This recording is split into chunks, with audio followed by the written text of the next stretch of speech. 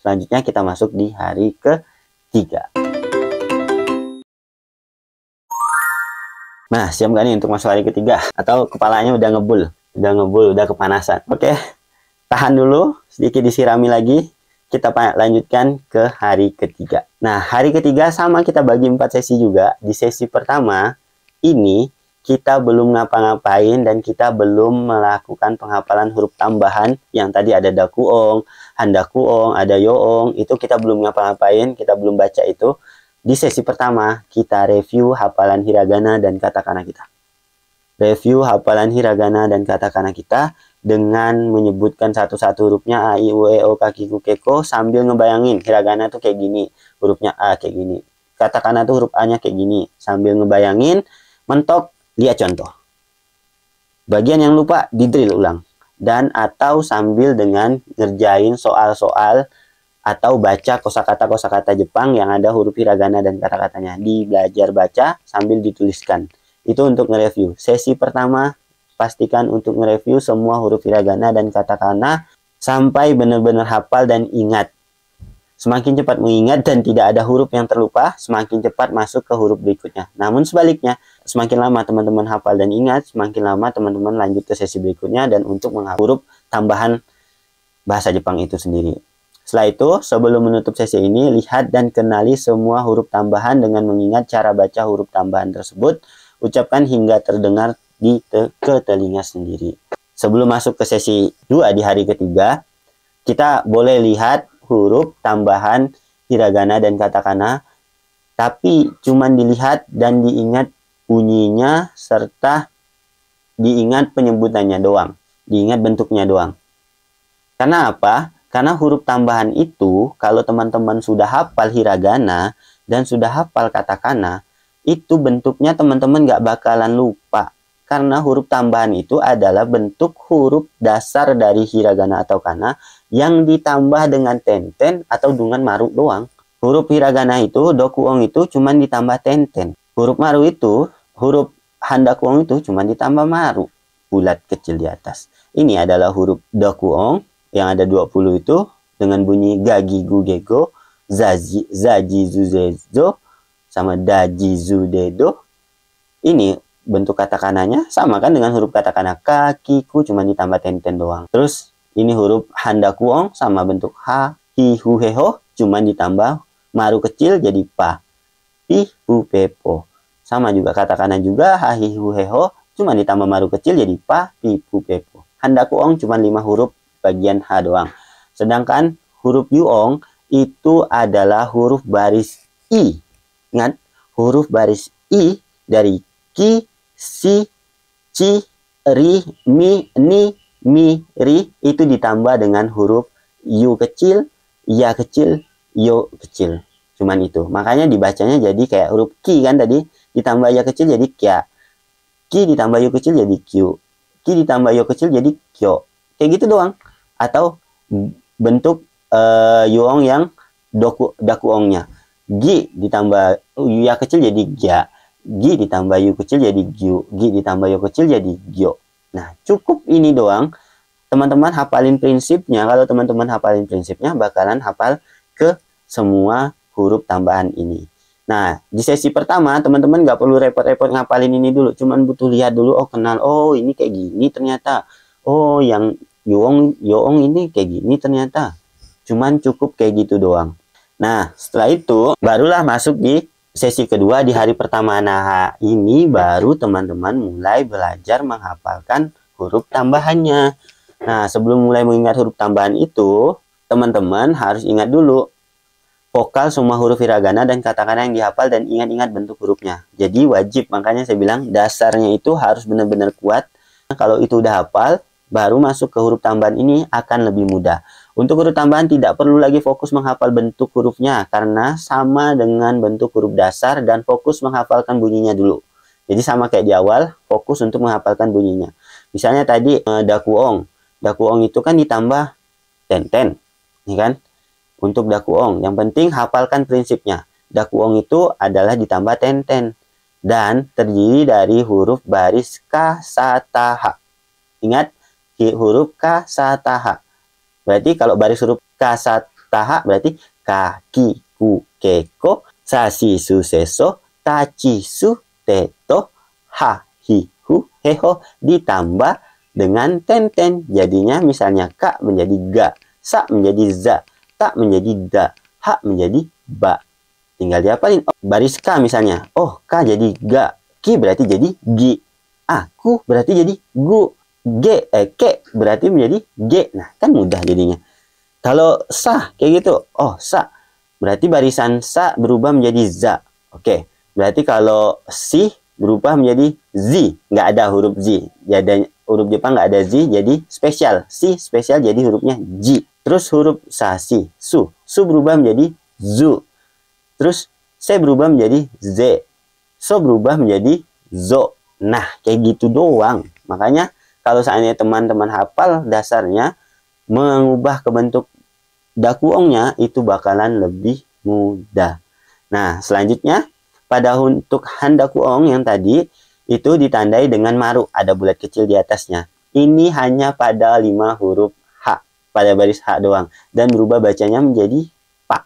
H menjadi pa, hi menjadi pi, pu menjadi pu, terus he menjadi pe, ho menjadi po. Nah, kayak gitu doang. Dan huruf yuongnya seperti yang saya jelaskan di awal tadi, ya, yu, yo itu dibuat lebih kecil dan mendampingi huruf bervokal i, yaitu ki, si, ci, hi, miri, atau gi, ji, ji. Nah, itu untuk yuongnya. Jadi untuk yuongnya, yu kecil ditambah dengan huruf yang bervokal i dari ki sampai ri, kayak gitu. Nah, fokus hafalkan semua bunyi huruf tersebut untuk bantu hurufnya. Jika sudah hafal huruf-huruf dasar, tidak ada masalah, asal paham prinsipnya. Nah, kalau seandainya teman-teman udah hafal huruf dasar, untuk menghafal huruf yuong, dakuong, handakuong ini bakalan mudah kalau seandainya tadi teman-teman udah hafal huruf dasar, bunyi huruf dasarnya.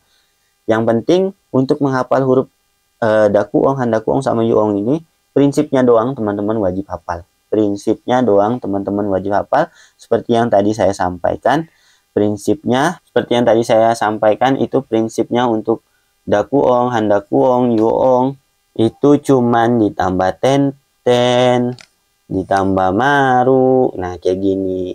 Hafalin ini doang. Dari huruf K sampai huruf H. Nah, ini doang dihafalin. Ga, gi, gu, ge, go, za, ji. Ini spesial ya. Ji, zu, ze, zo, da. Ini da, huruf ta dibaca ci. Ini dibaca ji, ini dibaca zu. Karena su itu tebalnya jadi zu. Baru de, do. Ini dua, ini spesial. Bacanya spesial. Kok ada 2 ji sama ini ji-nya yang mana? Yang ini nanti akan terbiasa kalau seandainya teman-teman udah banyak baca kosakata. Jangan peduliin, yang penting fokus aja cara bacanya. Kalau huruf ci ditambah tenten jadinya ji. Kalau huruf si ditambah tenten jadinya ji. Kalau huruf su tambah tenten jadinya zu. Itu aja, fokus cara bacanya aja. Nah, sama juga katakana kayak gitu juga. Cara bacanya sama, cuman hurufnya aja yang di katakana ditambahin tenten. Terus sama juga untuk hahihu heho-nya juga sama. Kayak gini jadi pa, pipu, pepo. Terus yang untuk katakananya juga pa, pipu, pepo. Sama semuanya. Dan untuk yang yuongnya seperti yang saya bilang tadi, cuman ditambah ya kecil, yo kecil, yo kecil. Ini. Dan untuk yuong rangkapnya itu ada gya, gyu, gyo, ja, ju, jo. Cuman sampai huruf bia, biu, bio, dan pia, piu, bio. Cuman sampai h doang. H, bio, terus pio. Gitu. Cuman ini doang yang harus dihafalkan. Hafalin bunyinya aja. Hafalin bunyinya, jangan fokus menghafalin bentuk hurufnya. Karena teman-teman udah hafal hurufnya. Karena teman-teman udah dapat hafal huruf dasarnya seperti itu. Jadi fokus untuk menghafal bunyi vokal hurufnya saja. Oke, kita udah selesai di sesi hari ketiga, sesi kedua. Nah, di sesi ketiga, di hari ketiga ini, sebelum review dengan soal, pahami tambahan bunyi huruf Jepang. Nah, tadi itu, selain huruf yuong dan dakuong, ada namanya vokal tambahan dalam membaca huruf Jepang. Ini sih mudah, karena yang pertama itu sokuong, itu konsonan rangkap. Karena di dalam bahasa Jepang itu ada huruf rangkap yang dibaca itu double kayak gitu. Misalnya kipu, kayak gitu kan. misalnya sekeng, sabun kayak gitu. Kalau dalam bahasa Arab ini bisa dibilang tasjid lah ya. Ada tasjidnya. Jadi huruf bahasa Jepang juga ada tasjidnya yang berupa su kecil. Nah, su kecil ini bisa berlaku dengan sebelum vokal K, T, P, C, dan S. Apa itu K, T, P, C, dan S? Nanti kita jelasin. Yang selanjutnya ada cuong, bunyi panjang. Pada huruf hiragana ditandai dengan memberikan huruf vokal dasar A, I, U, E, O. Jadi hurufnya didouble kayak gitu. Misalnya kata okasang. Itu kan bacanya panjang kan? Okasang. Jadi di belakang huruf K ditambah lagi huruf A. Jadi okasang. Jadi panjang kayak gitu. Nah, untuk huruf katakana itu ditandai dengan garis. Misalnya jusu. Misalnya ramen. Teman-teman biasa lihat tuh tulisan ramen itu di belakang huruf ra ada garis katakana men gitu. Ramen. Nah, itu penanda bunyi panjang dalam huruf katakana. Kalau bunyi panjang dalam huruf hiragana itu ditandai dengan A, I, U, E, O ini. Nah, setelah memahami hal tersebut, fokus untuk mereview hafalan, mulai dengan latihan membaca kosakata dengan huruf tambahan dan tuliskan cara bacanya, dan sebaliknya. Baca kosakatanya dalam Latin dan tulis huruf Jepang. Ini sama dengan sesi ketiga hari sebelumnya, yaitu fokus untuk ngerjain soal-soal dengan tanda baca, entah itu dakuong, handakuong, terus yuong, atau dengan sokuong, bunyi tambahan cuong, kayak gitu. Itu fokus buat membaca soal dan ngerjain soal. Lakukan minimal 10 soal Jepang dan Latin Jepang. Sama, jawab semampunya tanpa melihat tabel katakana, hiragana, dan tulis saja seingat dan sehafalnya. Jadi bagian mana yang nggak hafal itu di drill lagi. Sama seperti di sesi ketiga di hari sebelumnya. Nah, tadi seperti yang saya jelaskan, ada sokuong dan ada cuong itu untuk vokal rangkap. Nah, vokal rangkap ini bacanya double kayak gitu. Misalnya ini koki, ini kan koki, bendera nasional, itu dibacanya koki kalau Latinnya. Nah, itu tulisannya su-nya kecil, ko, su kecil, ki. Jadi koki. Jadi berakhiran huruf K, T, P, C, dan S. Nah, kalau bahasa itunya sama pakai su kecil juga, buraku, buraku, black, ini artinya hitam. Bahasa Inggrisnya black dibaca buraku, jadi hitam artinya. Ini berakhiran ki. Ini yang berakhiran T tambah su kecil jadi kite atau perangko. Atau geto kalau kata-katanya itu pintu artinya. Atau hapa ini daun. Atau rapu ini ya rep, putaran dari bahasa Inggris, atau lap ini. Itu atau yang berakhiran dengan huruf ini tadi P, ini huruf C, ini maca. Maca dalam bahasa Jepang atau machi, korek api, mancis, itu dalam katakana. Ada su kecilnya aja ini. Terus zasi itu majalah, ini bentuk dalam huruf S. Ini juga ada furashu, lampu kilat, flash kayak gitu. Nah, ini sakuongnya. Ini bakalan teman-teman ketemu kalau ada su kecil, berarti huruf di belakang su kecil itu dibaca double. Itu aja intinya. Kalau ada su kecil, berarti huruf di belakang su kecil dibaca double. Misalnya di belakang su kecil ada huruf ki, berarti koki. Itu. Nah, selanjutnya tadi yang bunyi panjang, cuong itu. Nah, untuk bunyi panjangnya itu tadi yang seperti saya bilang, untuk hiragana itu ditambahkan huruf vokal aja. Misalnya okasang. Nih, di belakang K ditambah A lagi, okasang. Oji-sang. Di belakang I, Ji, ditambah huruf I lagi, jadi oji-sang. Atau kuki. Ku-nya panjang, ditambah U lagi, jadi kuki. Kalau teman-teman lihat Latinnya kayak gini, Latinnya ada 2, atau biasanya ada garis 1 di situ, berarti dia itu vokalnya panjang. Kayak gitu. Garis di atas hurufnya U misalnya, itu dibaca kuki. Nah, untuk huruf I dan E ini agak spesial, misalnya sensei kayak gitu. Bisa jadi panjangnya itu diganti huruf I kayak gitu. Ini jarang kok ini. Ini nggak perlu terlalu dipusingkan kayak gitu. Yang kayak huruf E juga one sang sama E, terus O juga kadang O itu juga di belakangnya jadi U kayak gitu. Gakko panjang. Kalau ini kori, ya, kayak gitu, tori, nah kayak gitu. Ini yang O, A, I, U, E, O. Semua huruf vokal dasar A, I, U, E, O itu ditambah di belakangnya bisa jadi konsonan panjang. Nah, kayak gitu. Itu yang harus dihafalkan sebelum teman-teman mereview untuk mengerjakan soal-soal yang akan dilatihkan untuk mereview hafalan huruf tambahan teman-teman. Nah, jadi itu hari ketiga, sesi ketiganya telah selesai. Teman-teman di sesi ketiga tadi selain menghafalkan vokal rangkap, terus juga vokal double-nya atau soongnya. Nah, teman-teman review dengan mengerjakan soal-soal yang ada katakana ada vokal huruf tambahannya gitu.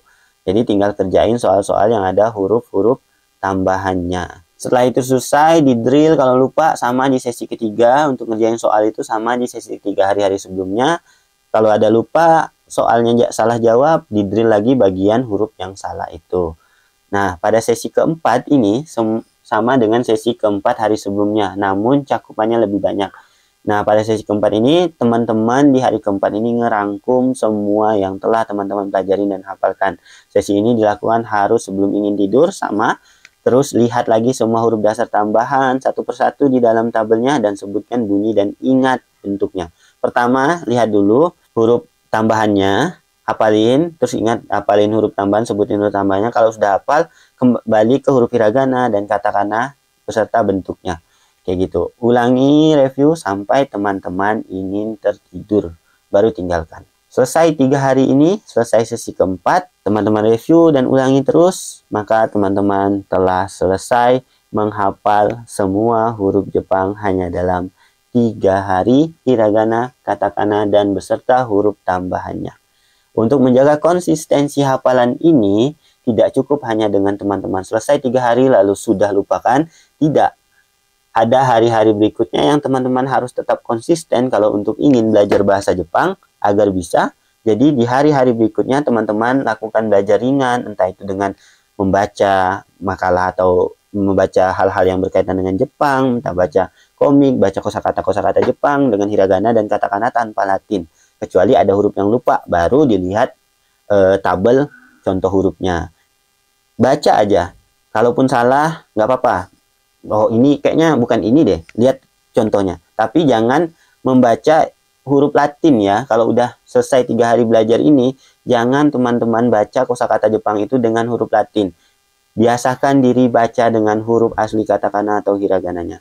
Atau kalau ada kanjinya, baca furigananya yang ada tulisan hiragananya. Jangan lagi ngebaca setelah belajar ini, menghafal huruf hiragana katakana, teman-teman malah baca Latinnya lagi. Nggak ada progres apa yang telah teman-teman upayakan selama 3 hari. Ingat, bunyi dan urutan hurufnya harus jelas dan dihafalkan. Harus komitmen dengan waktu belajar sama tadi, perbanyak membaca kosakata bahasa Jepang tanpa Latin. Seperti yang saya bilang, tanpa Latin, supaya progres belajar 3 hari itu tidak sia-sia. Biasakan diri terpapar dengan huruf-huruf Jepang. Perbanyak, misalnya baca komik yang langsung ada tulisan bahasa Jepangnya. Atau baca kosakata-kosakata. Nah, kan baru mulai di awal nih, perbanyak hafalin kosakata, baca kosakata Jepang aja. Hafalin semuanya itu. Nah, itu selamat 3 hari telah selesai, teman-teman selesai dan berhasil menghafalkan semua huruf hiragana dan katakana beserta huruf tambahan hanya dalam 3 hari. Oke, selamat. Untuk masuk ke tips belajarnya ini, nah setelah teman-teman hafal huruf hiragana dan 3 katakananya, ini adalah tips untuk buat bisa mencapai level N5 sampai ke level N5. Jadi lakukan tips ini supaya teman-teman bisa, maksudnya konsisten untuk bisa belajar di level N5 untuk teman-teman yang misal belajar mandiri. Pertama, hafal hiragana dan 3 katakananya dalam 3 hari. Setelah itu fokus hafalin banyak kosakata dulu. Jangan merembet ke bentuk kalimat apa segala macam. Baca aja, misalnya ada kalimat, baca aja kosakatanya. Jangan pusingkan artinya apa nih kalimatnya, kayak gimana cara bacanya. Baca aja kosakatanya terlebih dahulu sampai benar-benar teman-teman hafal banyak kosakata. Jangan pusingkan ini kok misalnya gohang o taberu. Ini bentuk pola kalimat apa ya? Watashi wa jalal des. Ini bentuk kalimat apa kok hak dibaca wa, ini apa lagi partikel segala. Jangan terdistrak itu, fokus hafalin kosakatanya. Watashi wa, oh ini watashi wa. Watashi wa itu artinya saya, gohang itu artinya nasi, apa segala macam. Fokus aja itu dulu, hafalin kosakata dulu. Semua kosakata dasar, kosakata sehari-hari yang terpapar dengan kita. Hafalin kosakata yang ada di lingkungan kita. Misal di kamar, apa yang ada di kamar, teman-teman cari kosakatanya dan hafalin itu terlebih dahulu. Yang sering teman-teman lihat itu dihafalin, ditulis dalam bentuk hiragana dan katakana, dan jangan tulis dalam bentuk Latin. Ingat itu. Selanjutnya, saat menghafal kosakata jangan bimbang dengan levelnya. Tadi seperti yang saya bilang, mau itu kosakatanya yang level N1 atau apa, kalau teman-teman temui dan bisa dibaca, ingat dan hafalkan. Baca dalam bentuk hiragana atau katakananya. Saat menghafal kosakata jangan bimbang dengan kanjinya, jangan bimbang kanjinya. Nanti, oh kosakata ini nih aoi, kanjinya kayak gimana? Jangan terdistraksi seperti itu, kanji biru kayak gimana. Pokoknya fokus tahu cara penyebutan kosakatanya terlebih dahulu. Untuk di awal-awal belajar fokus itu dulu. Jangan terlalu banyak fokus ke kanjinya, terdistrak sama level kosakatanya, terdistrak sama bentuk pola kalimatnya. Kalau sudah teman-teman banyak hafal, lebih dari 300 kosakata teman-teman sudah hafal, barulah teman-teman masuk ke bagaimana pola kalimat agar bisa bicara segala macam. Barulah masuk ke tahap pola kalimat dasar kayak gitu. Watashi wa ada partikel wa, terus tabe ada pola kalimat kata kerja, pola kalimat aktif, pasif, dan lain sebagainya, pola kalimat kata tunjuk, dan lain sebagainya. Nah, baru masuk ke situ. Tapi yang poin pentingnya harus hafal dulu banyak kosakata. Karena apa? Dengan banyak hafal kosakata membantu menjaga ingatan hiragana dan katakana teman-teman. Kuatkan pondasi kosakata terlebih dahulu, baru masuk ke pola kalimat dasar. Setelah itu perbanyak terpapar dengan natif Jepang langsung, dengan lagu, drama, dan berita. Atau tulisan-tulisan dalam bentuk bahasa Jepang. Setelah itu belajar sebentar, tapi sering. Ingat, nggak cukup 3 hari doang langsung bisa. Kalau seandainya teman-teman nggak konsisten mengulangi pelajarannya, nggak bakalan melekat apa yang dipelajari dan apa yang telah diusahakan selama 3 hari itu. 3 hari itu adalah langkah awal, tonggaknya adalah hari-hari berikutnya. Dan harus konsisten. Oke, begitu tips untuk belajar bahasa Jepang dan cara hafal hiragana dan katakana.